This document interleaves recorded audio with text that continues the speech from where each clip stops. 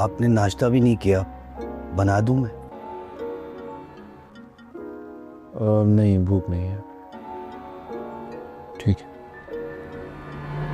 असद भी अपने कमरे में और ज़ारा बीबी कहीं बाहर गई हुई है। जैसे ही अम्मा ने तस्बीह हटाकर कमरे का दरवाज़ा खोला,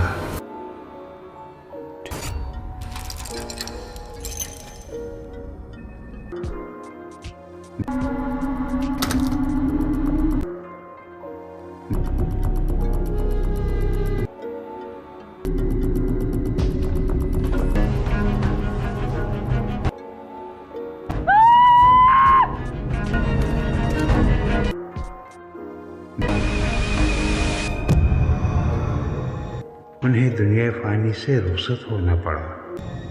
बिस्तरे मर्ग पर अब्बा जान, लेकिन अम्मा जान के उस जज्बाती कदम की वजह से मेरी उम्र उस वक्त 33 या 34 साल रही होगी। इस वाक़े के बाद हमें कई पुरअसरार बातों का पता चला।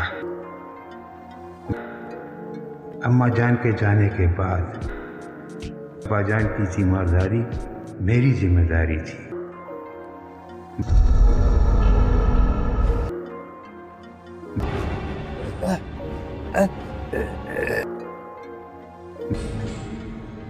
मुझे अब्बा जान के जाने के बाद पता था, जहां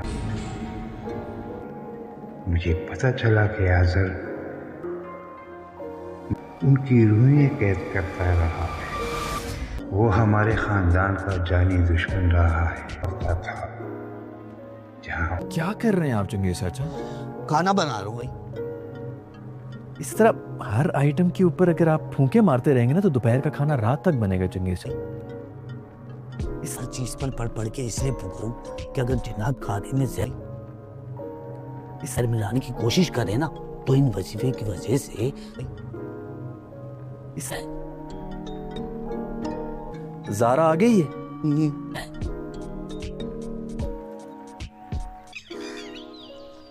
नादिया के घर से क्या शॉपिंग करने के लिए निकल गई थी? नहीं नहीं, ये फरीदा आंटी ने हम सबके लिए गिफ्ट्स भिजवाए हैं। यार तुम वहां पर उनकी आदत के लिए गई थी ज़ारा, क्यों भेजा है? थी तो मैं मना कैसे करती? और तुम्हें पता है उन्होंने तुम्हारे लिए ना बोस्की का सूट भेजा है। मैंने किसकी शादी में जाना है? ये फरीदा आंटी ने हम सबके लिए गिफ्ट्स भिजवाए हैं।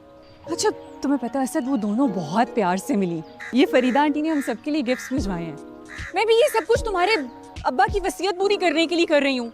अच्छा तुम्हें पता है असद, वो दोनों बहुत प्यार से मिली ताकि तुम्हारी जायदाद बच जाए। लेकिन एक जिन रूहें कैसे कैद कर सकता है? वो जो मैंने देखा था, क्या वो अब्बा जान की रूह थी? उस बंद कमरे में क्या है? आज़र ने हमारे खानदान की रूहें उस कमरे में कैद कर रखी है क्या? जो हमारे दरमियां वो राज है खुला, ये कैसा भेद था अब जाके है कहीं, हर पर्दा हट गया तेरे मेरे दरमियां गया। खामोशियां ये मेरी मेहरबान कुछ कह रही है तुम से, क्यों तू समझे ना मैं कोई राज जाने ना, तू खुशी जाने ना।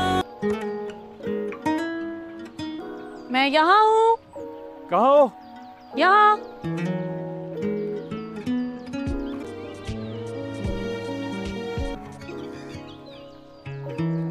मैं आपसे नाराज हूँ।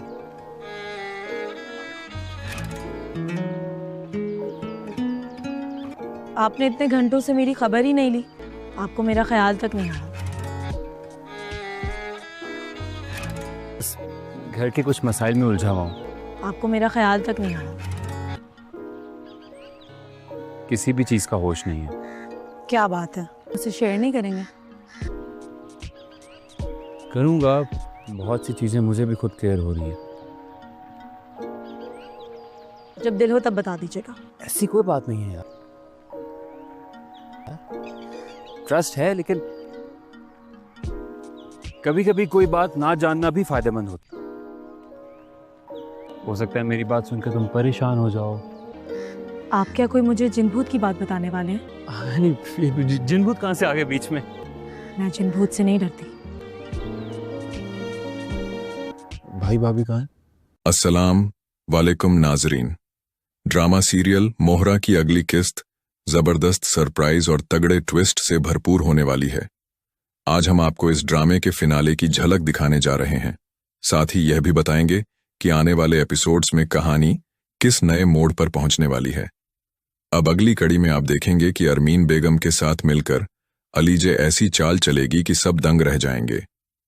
इसी के साथ अलीजे हफीज की बीवी को सिकंदर के सामने लाकर खड़ा कर देगी। दूसरी तरफ अली अब सिकंदर के खिलाफ अपनी कोशिशें और भी तेज कर देगी। सवाल यह है कि क्या अलीजे अपनी बहन अनुशे और मां की मौत का बदला सिकंदर से ले पाएगी या नहीं। इसका पूरा राज हम आज की इस वीडियो में खोलेंगे। तो दोस्तों, अगर आप इस ड्रामे का एंड जानना चाहते हैं तो वीडियो को आखिर तक जरूर देखिएगा। लेकिन उससे पहले अगर आपने हमारा चैनल सब्सक्राइब नहीं किया है तो हम तहे दिल से शुक्रिया अदा करते हैं और आपसे गुजारिश है कि चैनल को सब्सक्राइब कर लें। अब आते हैं कहानी की ओर। अलीजे ने सिकंदर को ऐसे जाल में फंसा दिया है कि वह निकल ही नहीं पा रहा। हर बार अलीजे की चालें देखकर सिकंदर को यह सवाल सताता है कि आखिर वह उसे बार बार नीचा क्यों दिखा रही है। उसे समझ नहीं आ रहा कि अलीजे इतनी बारीकी से प्लानिंग क्यों कर रही है।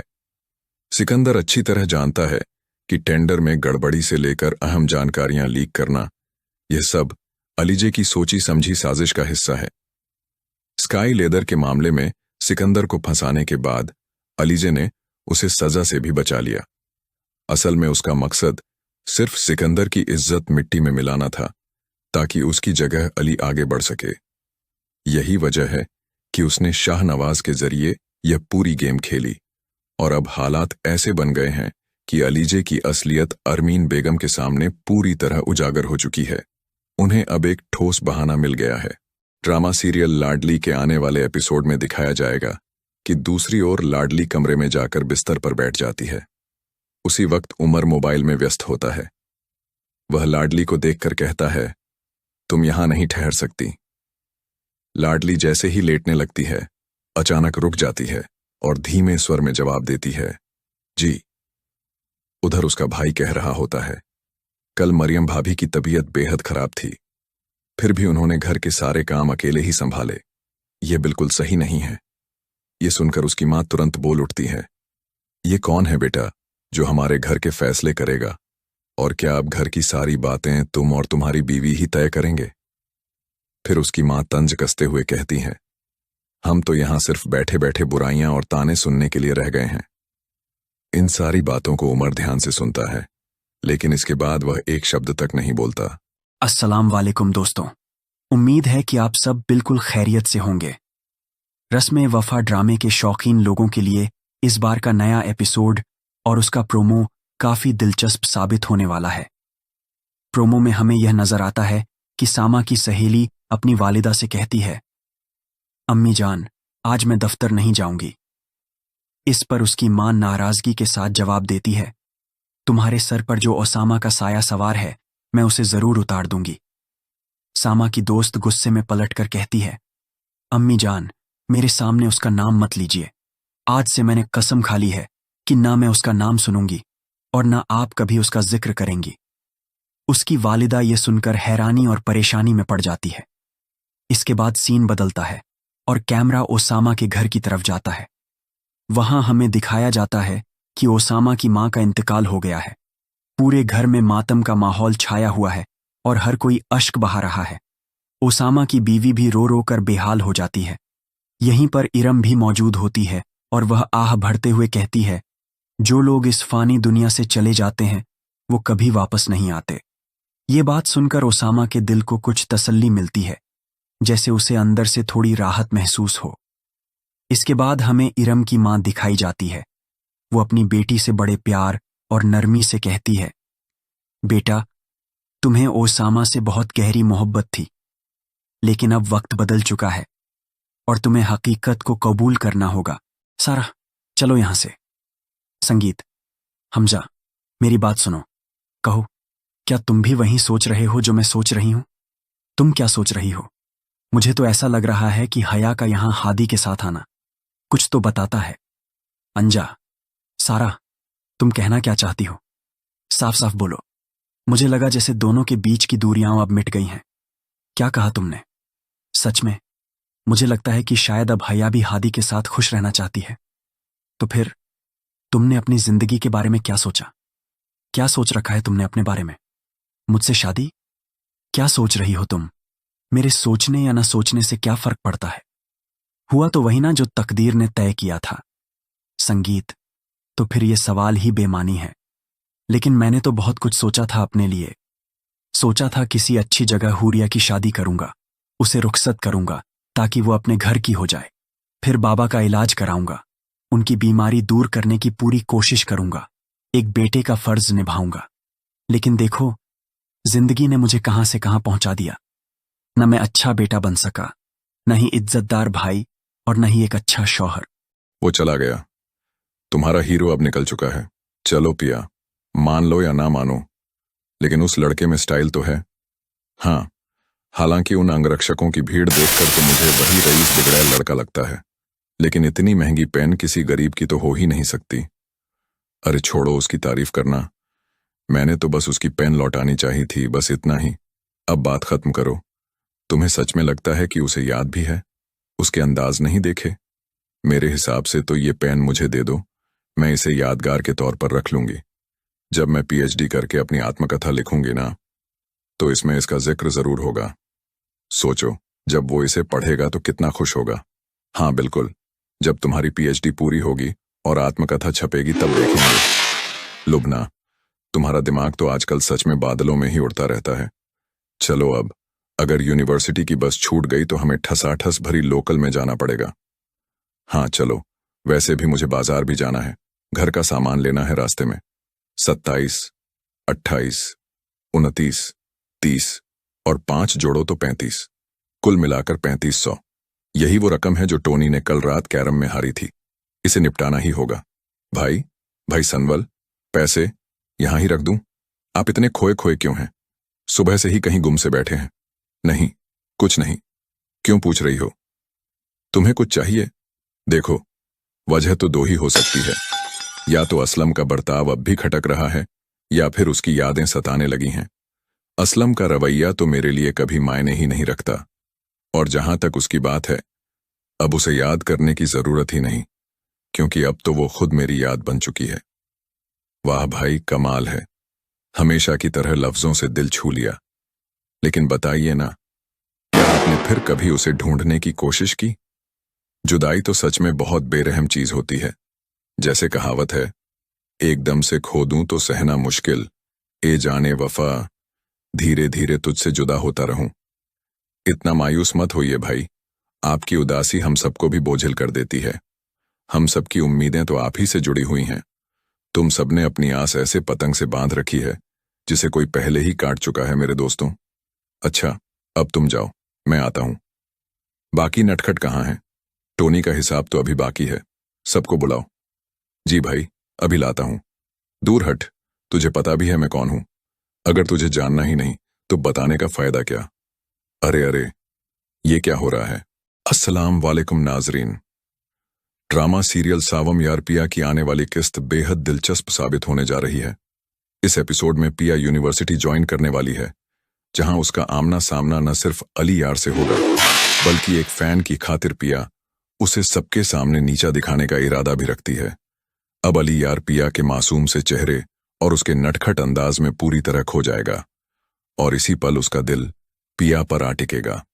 दूसरी तरफ सांवल भी अब पिया को छत पर बैठकर खुद कलामी करते हुए देख और सुन चुका है। यही वजह है कि अब सांवल को पिया की इज्जत की हिफाजत के लिए मोहल्ले में और ज्यादा दबदबा कायम करना पड़ेगा। जहां भी कोई गंदी नजर पिया के घर की ओर उठेगी, वहां सांवल अपनी गन का इस्तेमाल करने से पीछे नहीं हटेगा। तो आखिर नेक्स्ट एपिसोड में क्या कुछ होने वाला है, ये सब आप जानेंगे हमारी इस वीडियो में। लेकिन उससे पहले, अगर आपने हमारा चैनल अभी तक सब्सक्राइब नहीं किया है तो जरूर कीजिए। शुक्रिया। अब कहानी का रुख मोड़ लेता है असलम की ओर, जिसके घर का मालिक मकान असली धोखेबाज निकलता है। वो मकान किराए पर देकर पैसे भी ऐंठ लेता है और साथ ही जिसको मकान बेच चुका होता है उसकी इजाजत के बिना भी उसे किराए पर चढ़ा देता। अस्सलाम वालेकुम नाजरीन। ड्रामा सीरियल मोहरा की अगली किस्त जबरदस्त सरप्राइज और तगड़े ट्विस्ट से भरपूर होने वाली है। आज हम आपको इस ड्रामे के फिनाले की झलक दिखाने जा रहे हैं। साथ ही यह भी बताएंगे कि आने वाले एपिसोड्स में कहानी किस नए मोड़ पर पहुंचने वाली है। अब अगली कड़ी में आप देखेंगे कि अरमीन बेगम के साथ मिलकर अलीजे ऐसी चाल चलेगी कि सब दंग रह जाएंगे। इसी के साथ अलीजे हफीज की बीवी को सिकंदर के सामने लाकर खड़ा कर देगी। दूसरी तरफ अली अब सिकंदर के खिलाफ अपनी कोशिशें और भी तेज कर देगी। सवाल यह है कि क्या अलीजे अपनी बहन अनुशा और मां की मौत का बदला सिकंदर से ले पाएगी या नहीं। इसका पूरा राज हम आज की इस वीडियो में खोलेंगे। तो दोस्तों, अगर आप इस ड्रामे का एंड जानना चाहते हैं तो वीडियो को आखिर तक जरूर देखिएगा। लेकिन उससे पहले अगर आपने हमारा चैनल सब्सक्राइब नहीं किया है तो हम तहे दिल से शुक्रिया अदा करते हैं और आपसे गुजारिश है कि चैनल को सब्सक्राइब कर लें। अब आते हैं कहानी की ओर। अलीजे ने सिकंदर को ऐसे जाल में फंसा दिया है कि वह निकल ही नहीं पा रहा। हर बार अलीजे की चालें देखकर सिकंदर को यह सवाल सताता है कि आखिर वह उसे बार बार नीचा क्यों दिखा रही है। उसे समझ नहीं आ रहा कि अलीजे इतनी बारीकी से प्लानिंग क्यों कर रही है। सिकंदर अच्छी तरह जानता है कि टेंडर में गड़बड़ी से लेकर अहम जानकारियां लीक करना, यह सब अलीजे की सोची समझी साजिश का हिस्सा है। स्काई लेदर के मामले में सिकंदर को फंसाने के बाद अलीजे ने उसे सजा से भी बचा लिया। असल में उसका मकसद सिर्फ सिकंदर की इज्जत मिट्टी में मिलाना था ताकि उसकी जगह अली आगे बढ़ सके। यही वजह है कि उसने शाहनवाज के जरिए यह पूरी गेम खेली और अब हालात ऐसे बन गए हैं कि अलीजे की असलियत अरमीन बेगम के सामने पूरी तरह उजागर हो चुकी है। उन्हें अब एक ठोस बहाना मिल गया है। ड्रामा सीरियल लाडली के आने वाले एपिसोड में दिखाया जाएगा कि दूसरी ओर लाडली कमरे में जाकर बिस्तर पर बैठ जाती है। उसी वक्त उमर मोबाइल में व्यस्त होता है। वह लाडली को देखकर कहता है, तुम यहां नहीं ठहर सकती। लाडली जैसे ही लेटने लगती है अचानक रुक जाती है और धीमे स्वर में जवाब देती है, जी। उधर उसका भाई कह रहा होता है, कल मरियम भाभी की तबीयत बेहद खराब थी, फिर भी उन्होंने घर के सारे काम अकेले ही संभाले। यह बिल्कुल सही नहीं है। यह सुनकर उसकी मां तुरंत बोल उठती है, ये कौन है बेटा जो हमारे घर के फैसले करेगा, और क्या अब घर की सारी बातें तुम और तुम्हारी बीवी ही तय करेंगे। फिर उसकी मां तंज कसते हुए कहती है, हम तो यहां सिर्फ बैठे बैठे बुराइयां और ताने सुनने के लिए रह गए हैं। इन सारी बातों को उमर ध्यान से सुनता है, लेकिन इसके बाद वह एक शब्द तक नहीं बोलता। अस्सलाम वालेकुम दोस्तों, उम्मीद है कि आप सब बिल्कुल खैरियत से होंगे। रस्म वफा ड्रामे के शौकीन लोगों के लिए इस बार का नया एपिसोड और उसका प्रोमो काफी दिलचस्प साबित होने वाला है। प्रोमो में हमें यह नजर आता है कि सामा की सहेली अपनी वालिदा से कहती है, अम्मी जान, आज मैं दफ्तर नहीं जाऊंगी। इस पर उसकी मां नाराजगी के साथ जवाब देती है, तुम्हारे सर पर जो ओसामा का साया सवार है मैं उसे जरूर उतार दूंगी। सामा की दोस्त गुस्से में पलटकर कहती है, अम्मी जान, मेरे सामने उसका नाम मत लीजिए। आज से मैंने कसम खा ली है कि ना मैं उसका नाम सुनूंगी और ना आप कभी उसका जिक्र करेंगी। उसकी वालिदा यह सुनकर हैरानी और परेशानी में पड़ जाती है। इसके बाद सीन बदलता है और कैमरा ओसामा के घर की तरफ जाता है। वहां हमें दिखाया जाता है कि ओसामा की मां का इंतकाल हो गया है। पूरे घर में मातम का माहौल छाया हुआ है और हर कोई अश्क बहा रहा है। ओसामा की बीवी भी रो रो कर बेहाल हो जाती है। यहीं पर इरम भी मौजूद होती है और वह आह भरते हुए कहती है, जो लोग इस फानी दुनिया से चले जाते हैं वो कभी वापस नहीं आते। ये बात सुनकर ओसामा के दिल को कुछ तसल्ली मिलती है, जैसे उसे अंदर से थोड़ी राहत महसूस हो। इसके बाद हमें इरम की मां दिखाई जाती है। वो अपनी बेटी से बड़े प्यार और नरमी से कहती है, बेटा, तुम्हें ओसामा से बहुत गहरी मोहब्बत थी, लेकिन अब वक्त बदल चुका है और तुम्हें हकीकत को कबूल करना होगा। सारा, चलो यहां से। संगीत, हमजा, मेरी बात सुनो। कहो, क्या तुम भी वही सोच रहे हो जो मैं सोच रही हूं? तुम क्या सोच रही हो? मुझे तो ऐसा लग रहा है कि हया का यहां हादी के साथ आना कुछ तो बताता है। अंजा, सारा, तुम कहना क्या चाहती हो? साफ साफ बोलो। मुझे लगा जैसे दोनों के बीच की दूरियां अब मिट गई हैं। क्या कहा तुमने? सच में? मुझे लगता है कि शायद अब हया भी हादी के साथ खुश रहना चाहती है। तो फिर तुमने अपनी जिंदगी के बारे में क्या सोचा? क्या सोच रखा है तुमने अपने बारे में? मुझसे शादी? क्या सोच रही हो तुम? मेरे सोचने या ना सोचने से क्या फर्क पड़ता है? हुआ तो वही ना जो तकदीर ने तय किया था। संगीत, तो फिर ये सवाल ही बेमानी है। लेकिन मैंने तो बहुत कुछ सोचा था अपने लिए। सोचा था किसी अच्छी जगह हूरिया की शादी करूंगा, उसे रुखसत करूंगा ताकि वो अपने घर की हो जाए। फिर बाबा का इलाज कराऊंगा, उनकी बीमारी दूर करने की पूरी कोशिश करूंगा, एक बेटे का फर्ज निभाऊंगा। लेकिन देखो, जिंदगी ने मुझे कहां से कहां पहुंचा दिया।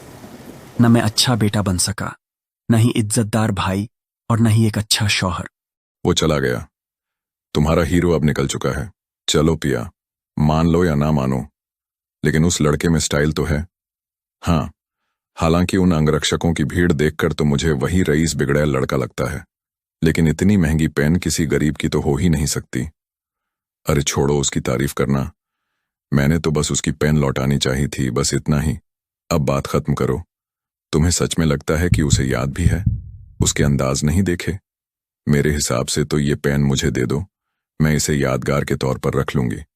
जब मैं पीएचडी करके अपनी आत्मकथा लिखूंगी ना, तो इसमें इसका जिक्र जरूर होगा। सोचो, जब वो इसे पढ़ेगा तो कितना खुश होगा। हाँ बिल्कुल, जब तुम्हारी पीएचडी पूरी होगी और आत्मकथा छपेगी तब देखेंगे।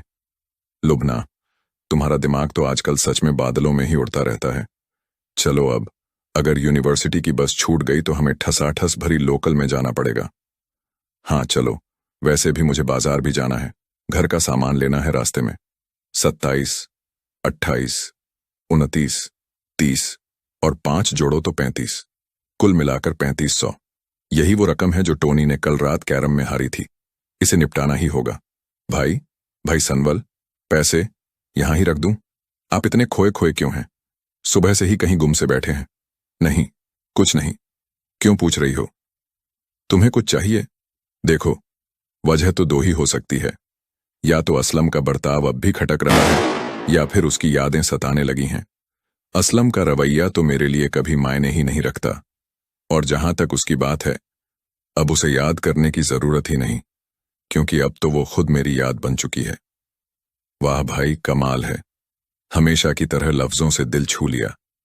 लेकिन बताइए ना, क्या आपने फिर कभी उसे ढूंढने की कोशिश की? जुदाई तो सच में बहुत बेरहम चीज होती है। जैसे कहावत है, एकदम से खो दूं तो सहना मुश्किल, ए जाने वफा, धीरे धीरे तुझसे जुदा होता रहूं।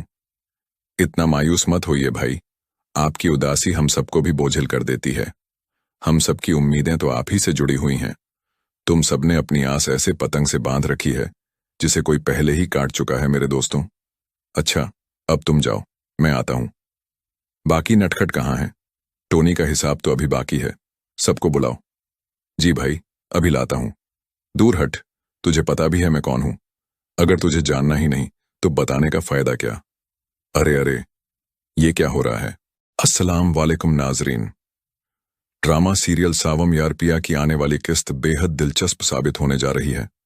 इस एपिसोड में पिया यूनिवर्सिटी ज्वाइन करने वाली है, जहां उसका आमना सामना न सिर्फ अली यार से होगा, बल्कि एक फैन की खातिर पिया उसे सबके सामने नीचा दिखाने का इरादा भी रखती है। अब अली यार पिया के मासूम से चेहरे और उसके नटखट अंदाज में पूरी तरह खो जाएगा, और इसी पल उसका दिल पिया पर आ टिकेगा।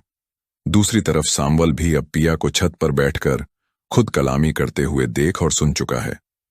यही वजह है कि अब सांवल को पिया की इज्जत की हिफाजत के लिए मोहल्ले में और ज्यादा दबदबा कायम करना पड़ेगा। जहां भी कोई गंदी नजर पिया के घर की ओर उठेगी, वहां सांवल अपनी गन का इस्तेमाल करने से पीछे नहीं हटेगा। तो आखिर नेक्स्ट एपिसोड में क्या कुछ होने वाला है, ये सब आप जानेंगे हमारी इस वीडियो में। लेकिन उससे पहले, अगर आपने हमारा चैनल अभी तक सब्सक्राइब नहीं किया है तो जरूर कीजिए। शुक्रिया। अब कहानी का रुख मोड़ लेता है असलम की ओर, जिसके घर का मालिक मकान असली धोखेबाज निकलता है। वो मकान किराए पर देकर पैसे भी ऐंठ लेता है, और साथ ही जिसको मकान बेच चुका होता है उसकी इजाजत के बिना भी उसे किराए पर चढ़ा देता। अस्सलाम वालेकुम नाजरीन। ड्रामा सीरियल सावम यार पिया की आने वाली किस्त बेहद दिलचस्प साबित होने जा रही है। इस एपिसोड में पिया यूनिवर्सिटी ज्वाइन करने वाली है, जहां उसका आमना सामना न सिर्फ अली यार से होगा, बल्कि एक फैन की खातिर पिया उसे सबके सामने नीचा दिखाने का इरादा भी रखती है। अब अली यार पिया के मासूम से चेहरे और उसके नटखट अंदाज में पूरी तरह खो जाएगा और इसी पल उसका दिल पिया पर आ टिकेगा।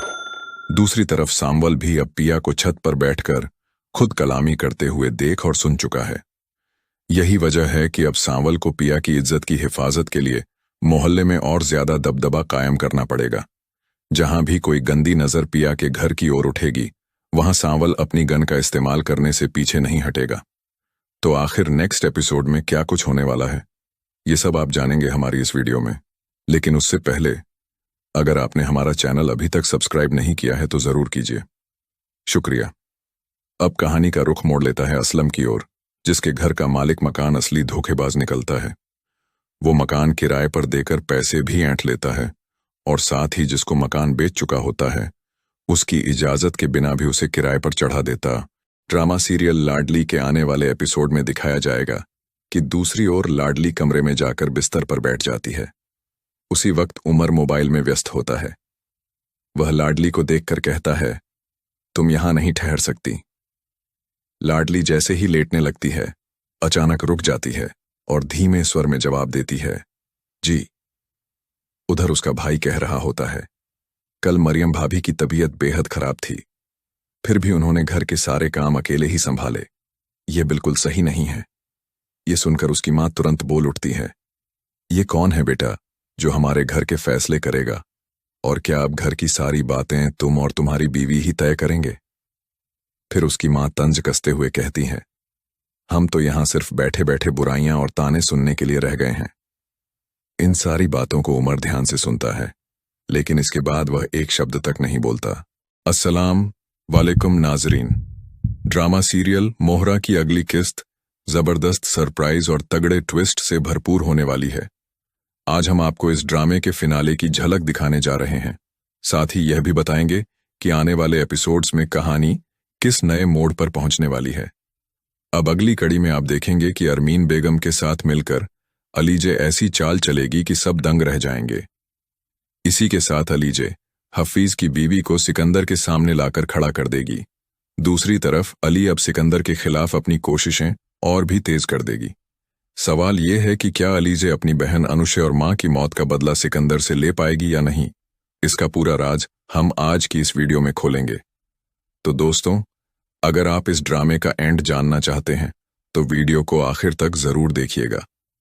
लेकिन उससे पहले अगर आपने हमारा चैनल सब्सक्राइब नहीं किया है तो हम तहे दिल से शुक्रिया अदा करते हैं और आपसे गुजारिश है कि चैनल को सब्सक्राइब कर लें। अब आते हैं कहानी की ओर। अलीजे ने सिकंदर को ऐसे जाल में फंसा दिया है कि वह निकल ही नहीं पा रहा। हर बार अलीजे की चालें देखकर सिकंदर को यह सवाल सताता है कि आखिर वह उसे बार बार नीचा क्यों दिखा रही है। उसे समझ नहीं आ रहा कि अलीजे इतनी बारीकी से प्लानिंग क्यों कर रही है। सिकंदर अच्छी तरह जानता है कि टेंडर में गड़बड़ी से लेकर अहम जानकारियां लीक करना, यह सब अलीजे की सोची समझी साजिश का हिस्सा है। स्काई लेदर के मामले में सिकंदर को फंसाने के बाद अलीजे ने उसे सजा से भी बचा लिया। असल में उसका मकसद सिर्फ सिकंदर की इज्जत मिट्टी में मिलाना था ताकि उसकी जगह अली आगे बढ़ सके। यही वजह है कि उसने शाहनवाज के जरिए यह पूरी गेम खेली और अब हालात ऐसे बन गए हैं कि अलीजे की असलियत अरमीन बेगम के सामने पूरी तरह उजागर हो चुकी है। उन्हें अब एक ठोस बहाना मिल गया है। सारा, चलो यहां से।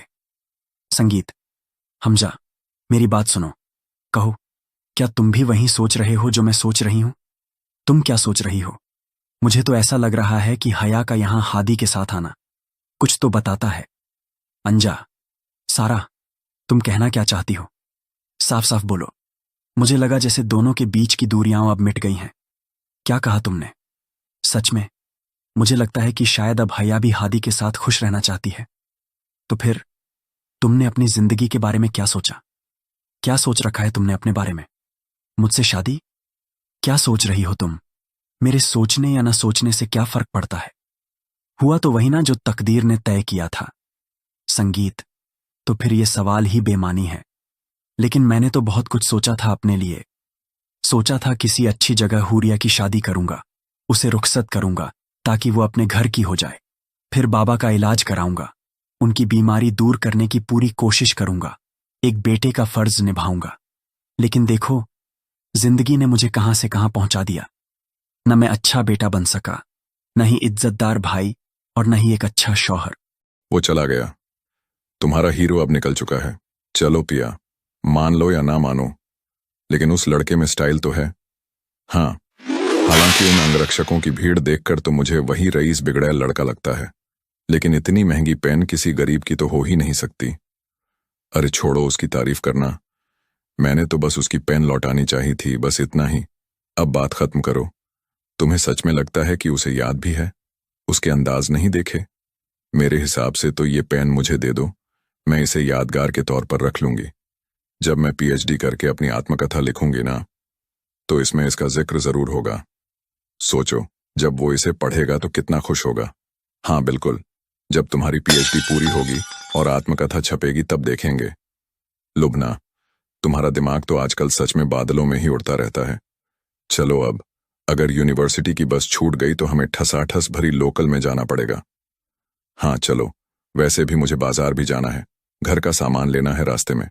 27, 28, 29, 30 और 5 जोड़ो तो 35, कुल मिलाकर 3500। यही वो रकम है जो टोनी ने कल रात कैरम में हारी थी। इसे निपटाना ही होगा। भाई सनवल, पैसे यहां ही रख दूं?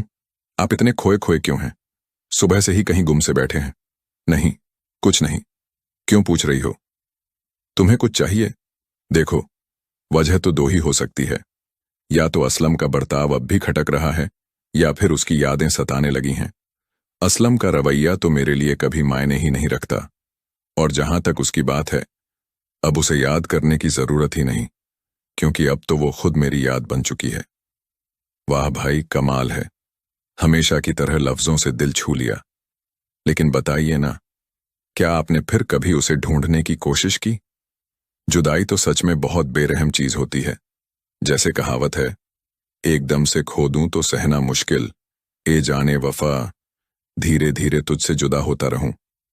इतना मायूस मत होइए भाई, आपकी उदासी हम सबको भी बोझिल कर देती है। हम सबकी उम्मीदें तो आप ही से जुड़ी हुई हैं। तुम सबने अपनी आस ऐसे पतंग से बांध रखी है जिसे कोई पहले ही काट चुका है मेरे दोस्तों। अच्छा, अब तुम जाओ, मैं आता हूं। बाकी नटखट कहाँ है? टोनी का हिसाब तो अभी बाकी है, सबको बुलाओ। जी भाई, अभी लाता हूं। दूर हट, तुझे पता भी है मैं कौन हूं। अगर तुझे जानना ही नहीं तो बताने का फायदा क्या? अरे, ये क्या हो रहा है?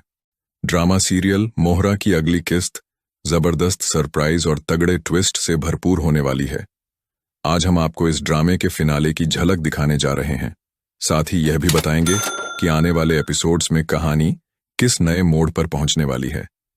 अब अगली कड़ी में आप देखेंगे कि अरमीन बेगम के साथ मिलकर अलीजे ऐसी चाल चलेगी कि सब दंग रह जाएंगे। इसी के साथ अलीजे हफीज की बीवी को सिकंदर के सामने लाकर खड़ा कर देगी। दूसरी तरफ अली अब सिकंदर के खिलाफ अपनी कोशिशें और भी तेज कर देगी। सवाल यह है कि क्या अलीजे अपनी बहन अनुशे और मां की मौत का बदला सिकंदर से ले पाएगी या नहीं। इसका पूरा राज हम आज की इस वीडियो में खोलेंगे। तो दोस्तों, अगर आप इस ड्रामे का एंड जानना चाहते हैं तो वीडियो को आखिर तक जरूर देखिएगा। लेकिन उससे पहले अगर आपने हमारा चैनल सब्सक्राइब नहीं किया है तो हम तहे दिल से शुक्रिया अदा करते हैं और आपसे गुजारिश है कि चैनल को सब्सक्राइब कर लें। अब आते हैं कहानी की ओर। अलीजे ने सिकंदर को ऐसे जाल में फंसा दिया है कि वह निकल ही नहीं पा रहा। हर बार अलीजे की चालें देखकर सिकंदर को यह सवाल सताता है कि आखिर वह उसे बार बार नीचा क्यों दिखा रही है। उसे समझ नहीं आ रहा कि अलीजे इतनी बारीकी से प्लानिंग क्यों कर रही है। सिकंदर अच्छी तरह जानता है कि टेंडर में गड़बड़ी से लेकर अहम जानकारियां लीक करना, यह सब अलीजे की सोची समझी साजिश का हिस्सा है। स्काई लेदर के मामले में सिकंदर को फंसाने के बाद अलीजे ने उसे सजा से भी बचा लिया। असल में उसका मकसद सिर्फ सिकंदर की इज्जत मिट्टी में मिलाना था ताकि उसकी जगह अली आगे बढ़ सके। यही वजह है कि उसने शाहनवाज के जरिए यह पूरी गेम खेली और अब हालात ऐसे बन गए हैं कि अलीजे की असलियत अरमीन बेगम के सामने पूरी तरह उजागर हो चुकी है। उन्हें अब एक ठोस बहाना मिल गया है। ड्रामा सीरियल लाडली के आने वाले एपिसोड में दिखाया जाएगा कि दूसरी ओर लाडली कमरे में जाकर बिस्तर पर बैठ जाती है। उसी वक्त उमर मोबाइल में व्यस्त होता है। वह लाडली को देखकर कहता है, तुम यहां नहीं ठहर सकती। लाडली जैसे ही लेटने लगती है, अचानक रुक जाती है और धीमे स्वर में जवाब देती है, जी। उधर उसका भाई कह रहा होता है, कल मरियम भाभी की तबीयत बेहद खराब थी, फिर भी उन्होंने घर के सारे काम अकेले ही संभाले। ये बिल्कुल सही नहीं है। ये सुनकर उसकी मां तुरंत बोल उठती है, ये कौन है बेटा जो हमारे घर के फैसले करेगा? और क्या अब घर की सारी बातें तुम और तुम्हारी बीवी ही तय करेंगे? फिर उसकी मां तंज कसते हुए कहती है, हम तो यहां सिर्फ बैठे बैठे बुराइयां और ताने सुनने के लिए रह गए हैं। इन सारी बातों को उमर ध्यान से सुनता है, लेकिन इसके बाद वह एक शब्द तक नहीं बोलता। अस्सलाम वालेकुम दोस्तों, उम्मीद है कि आप सब बिल्कुल खैरियत से होंगे। रस्म वफा ड्रामे के शौकीन लोगों के लिए इस बार का नया एपिसोड और उसका प्रोमो काफी दिलचस्प साबित होने वाला है। प्रोमो में हमें यह नजर आता है कि सामा की सहेली अपनी वालिदा से कहती है, अम्मी जान, आज मैं दफ्तर नहीं जाऊंगी। इस पर उसकी मां नाराजगी के साथ जवाब देती है, तुम्हारे सर पर जो ओसामा का साया सवार है, मैं उसे जरूर उतार दूंगी। सामा की दोस्त गुस्से में पलटकर कहती है, अम्मी जान, मेरे सामने उसका नाम मत लीजिए। आज से मैंने कसम खा ली है कि ना मैं उसका नाम सुनूंगी और ना आप कभी उसका जिक्र करेंगी। उसकी वालिदा यह सुनकर हैरानी और परेशानी में पड़ जाती है। इसके बाद सीन बदलता है और कैमरा ओसामा के घर की तरफ जाता है। वहां हमें दिखाया जाता है कि ओसामा की मां का इंतकाल हो गया है। पूरे घर में मातम का माहौल छाया हुआ है और हर कोई अश्क बहा रहा है। ओसामा की बीवी भी रो रो कर बेहाल हो जाती है। यहीं पर इरम भी मौजूद होती है और वह आह भरते हुए कहती है, जो लोग इस फानी दुनिया से चले जाते हैं वो कभी वापस नहीं आते। ये बात सुनकर ओसामा के दिल को कुछ तसल्ली मिलती है, जैसे उसे अंदर से थोड़ी राहत महसूस हो। इसके बाद हमें इरम की मां दिखाई जाती है। वो अपनी बेटी से बड़े प्यार और नरमी से कहती है, बेटा, तुम्हें ओसामा से बहुत गहरी मोहब्बत थी, लेकिन अब वक्त बदल चुका है और तुम्हें हकीकत को कबूल करना होगा। अस्सलाम वालेकुम नाजरीन। ड्रामा सीरियल सावम यार पिया की आने वाली किस्त बेहद दिलचस्प साबित होने जा रही है। इस एपिसोड में पिया यूनिवर्सिटी ज्वाइन करने वाली है, जहां उसका आमना सामना न सिर्फ अली यार से होगा, बल्कि एक फैन की खातिर पिया उसे सबके सामने नीचा दिखाने का इरादा भी रखती है। अब अली यार पिया के मासूम से चेहरे और उसके नटखट अंदाज में पूरी तरह खो जाएगा और इसी पल उसका दिल पिया पर आ टिकेगा। दूसरी तरफ सांवल भी अब पिया को छत पर बैठकर खुद कलामी करते हुए देख और सुन चुका है। यही वजह है